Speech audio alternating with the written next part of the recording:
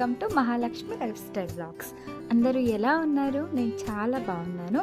మీరు చాలా చాలా బాగుండాలని కోరుకుంటూ ఇవాల్టి మన స్పెషల్ వీడియో ఏమంటే అదే పసుపు హార్వెస్టింగ్. పసుపు ఎలా పెంచాలి, అలాగే దాని నుంచి ఎలా పౌడర్ని చేసుకోవాలి అనేది ప్రాసెస్ మెథడ్గా నేను మీకు ఈరోజు చూపిస్తాను. చూడండి, ఇది పసుపుని మనం హార్వెస్ట్ చేసుకుంటున్నాము, అంటే పెరిగిన పసుపుని మనం విడదీసుకుంటున్నాము. మీరేమైనా పసుపు పండించుకోవాలి అని మనసులో అనుకుంటే ఖచ్చితంగా మే లేదా జూన్లో మీరు వేసుకోవాలి. అప్పుడు బాగా రైతులు కానీ లేదా మీరు కానీ వేసుకోవడానికి చాలా మంచిగా ఉంటుంది. అప్పుడు మొలకలు కూడా వచ్చి ఉంటుంది పసుపు దుంపలకి. అప్పుడు మీరు మేలో లేదంటే జూన్లో వేసుకుంటే మంచిగా పెరుగుతాయి. అలాగే ఒక 9 నుంచి 10 నెలలు పెరగడానికి ఉంటుందండి.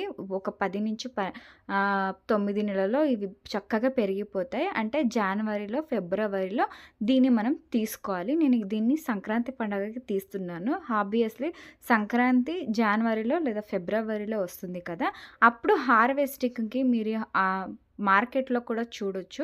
అప్పుడు రైతులు బజార్లో లేదా మార్కెట్లో ఎక్కువ కనిపిస్తూ ఉంటుంది కదా ఈ దుంపలు అనేవి. అప్పుడు మీరు తీసుకొని దాచుకొని మీరు మేలో లేదా జూన్లో మీరు హార్వెస్టింగ్ అంటే నాటుకోవచ్చండి. భూమిలో కానీ లేదా పాట్లో కానీ వేసుకుంటే ఒక 9 నుంచి 10 నెలల్లో కాలావకాశంలో ఇది చక్కగా పెరిగిపోతాయి. మీరు వేసుకునేటప్పుడు కొంచెం పెద్దగా ఉన్న కంటైనర్ను చూసి వేసుకోండి. అంటే లోతు ఎక్కువ లేకుండా వెడల్పు ఎక్కువగా ఉండే అలాగా చూసి వేసుకోండి. మనం దీన్ని ఫస్ట్ టైం అంటే మా వారు పొలంలో ఆల్రెడీ పండిస్తారు, కానీ నేను ఇక్కడ ఇంట్లో ఎలా వస్తుంది అని చూడడానికి ఒకే ఒక దుంపని ఇలా వేసుకున్నానండి. చూడండి, ఇది మొత్తం పసుపు. మీరేమైనా పసుపులు వేసుకోవాలంటే చూడండి, ఇవన్నీ సైడ్ బ్రాంచ్, సెంటర్లో ఇంకొకటి ఉల్లిగడ్డ లాగా పెద్దగా ఉంటుందండి. మీరు అది వేసుకుంటే ఇంకా చక్కగా హార్వెస్టింగ్గా ఉంటుందంట. చూడండి, ఇలా సపరేట్గా వస్తుంది. సెంటర్లో ఏమంటే సెంటర్లో దుంపలాగా పెద్దగా ఉంటుందండి మనకి. అది వేసుకుంటే ఇంకా బాగా చక్కగా హార్వెస్ట్ అవుతుంది. మీరు 2 విషయాలు జ్ఞాపకం పెట్టుకోవాలి. మీరు ఏమైనా పసుపు పండించుకోవాలనుకుంటే మేలో లేదా జూన్లో వేసుకోవాలి. అదే కాకుండా ఒక 9 నుంచి 10 నెలల కాలావకాశం ఉండాలి.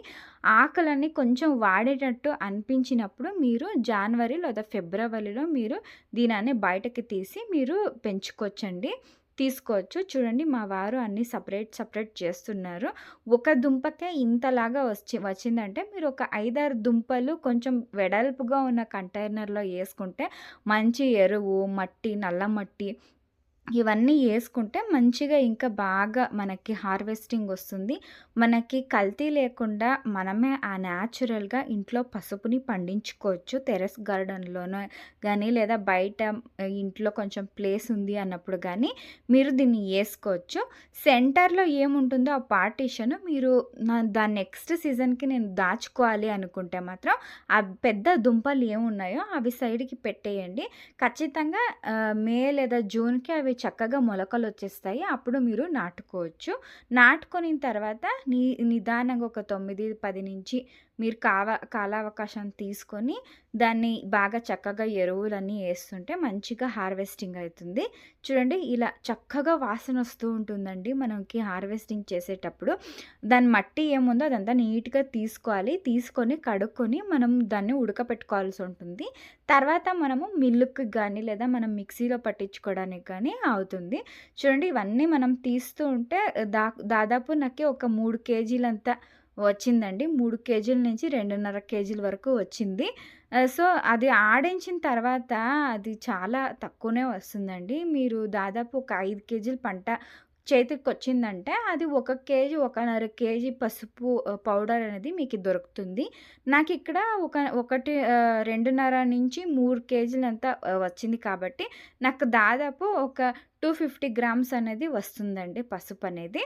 చూడండి, ఇంతలాగా మనము నీట్గా తీసుకొని ఆ సెంటర్ దుంపలు ఏమున్నాయో అవి మీరు నెక్స్ట్ సీజన్ కోసం దాచిపెట్టుకుంటే చక్కగా ఈజీగా మీరు గ్రోత్ చేసుకోవచ్చండి పసుపు. చాలా మార్కెట్లో చాలా కల్తీ పసుపులు దొరుకుతున్నాయి. ఎక్కువ కలర్ వేసినవి, తర్వాత ఎక్కువ ప్రాసెస్ చేసినవి దొరుకుతూ ఉన్నాయి. అవి హెల్త్‌కి అస్సలు మంచిది కాదు. అది కూడా కలరేసినవైతే అస్సలు మంచిది కాదు. ఆరోగ్యం బావుండాలంటే పసుపు చాలా ఇంపార్టెంట్ కదా! మన కిచెన్‌కి గానీ, లేదా చిన్న చిన్న గొంతు బాలేనప్పుడు గానీ, టీ పెట్టుకొని తాగేటప్పుడు గానీ, చిన్న పిల్లలకి పాలలో పసుపేసి ఇచ్చేటప్పుడు గానీ, మనకి చాలా న్యాచురల్‌గా, ఆర్గానిక్‌గా ఇంట్లో పండినవైతే చాలా బెస్ట్‌గా ఉంటుంది. చూడండి ఇంత రాంగా వచ్చింది. ఒక్కొక్క దుంపలు చాలా పెద్దగా పెద్ద పెద్ద సైజుకొచ్చినాయి కాబట్టి, మనం ఏ వ ఏ మందులు గానీ, ఏమి వాడలేదు కాబట్టి, కిచెన్ కంపోస్ట్‌లో ఇంత మాత్రం వచ్చింది. మీరు కూడా అంతే దాపెట్టుకోవాలంటే, ఇక్కడ సైడ్‌లో మీకు కనిపిస్తుంది కదా! వేర్లు సమేత అవి మీరు తీర్చుకొని దాచిపెట్టుకోండి. సైడ్ బ్రాంచ్ కన్నా, ఆ సెంటర్ దుంప ఏముంటుందో అది దాచిపెట్టుకుంటే మంచిగా కాపులొస్తుంది. చూడండి ఇదంతా ఏసేసిన తర్వాత నేనిక్కడ నీట్‌గా కడిగేసి ఇప్పుడు ఉడకపెట్టుకుంటున్నాను. ఎంతలాగా ఉడకపెట్టుకోవాలంటే, మనం కొంచెం స్పూన్‌తో గుచ్చినా గానీ, లేదా ఒక దుంప తీసుకొని చేతిలో విరిచేస్తే గానీ, ఈజీగా అవి విరిగిపోవాలి. మెత్త మెత్తగా అవ్వాలి. అంతవరకు ఒక హాఫ్ అన్ అవర్ అయినా ఉడకాలండి. మీరు కావాలంటే కుక్కర్‌తో కూడా ఉడికించుకోవచ్చు. కానీ నేనెప్పుడూ అలా చేయలేదు. ఇలాగే ఓపెన్ ప్యాన్‌లోనే నేను ఉడికించుకుంటాను. చక్కగా వాసనొస్తుంది. ఆ కలర్ మారిపోతుందండి. Water colour. అప్పటి వరకు మనము ఒక హాఫ్ అన్ అవర్ టైం వరకు మనం ఉడికించుకోవాలి. కొంచెం స్పూన్‌తో గానీ అవన్నీ గుచ్చి చూస్తే మంచిగా ఉడుకుండాలి. అప్పటి వరకు మీరు చక్కగా ఉడికించుకొని పెట్టుకోవాలండి. చూడండి ఈ మాత్రం ఉడికింది. నేను నీళ్ళంతా వంపేసి చూస్తున్నాను. చూడండి ఎంత బాగా ఉడికిందో. పసుపు ఫ్లేవర్ అనేది మనకు తెలిసిపోతుంది. చూడండి ఇంతలాగా వచ్చింది ఆర్గానిక్‌గా. ఇంట్లో పండించుకునే పసుపనేది వాడుకుంటే చాలా ఆరోగ్యానికి మంచిది.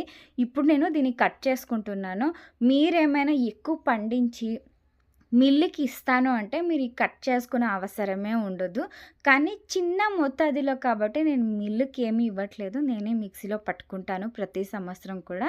చూడండి ఇలా కట్ చేసి పెట్టుకుంటే మనం మళ్ళీ దంచాల్సిన అవసరం కూడా ఉండదు. మిక్సీలో పట్టేటప్పుడు మిక్సీ విరిగి కూడా ఉండదు. చూడండి ఎంత బాగా చక్కగా యెల్లో కలర్‌గా ఉందో.